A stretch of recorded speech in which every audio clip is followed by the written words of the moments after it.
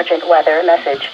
The National Weather Service in Cleveland has issued a severe thunderstorm warning for southeastern Erie County, northeastern Huron County, Lorain County, western Medina County until 9:15 p.m. Eastern Daylight Time. At 8:27 p.m. Eastern Daylight Time, the National Weather Service Doppler radar indicated a severe thunderstorm capable of producing quarter-size hail and damaging winds in excess of 60 miles per hour. This storm was located near Wakeman and moving east at 35 miles per hour. Locations impacted include Lorain, Elyria, Amherst, Wellington, North Ridgeville, Grafton, Avon Lake. This is a dangerous storm. Seek shelter inside now and stay away from windows.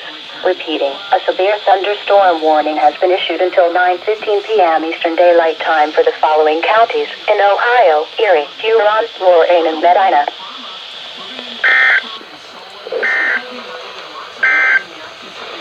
The forecast for Cleveland and vicinity. Tonight, mostly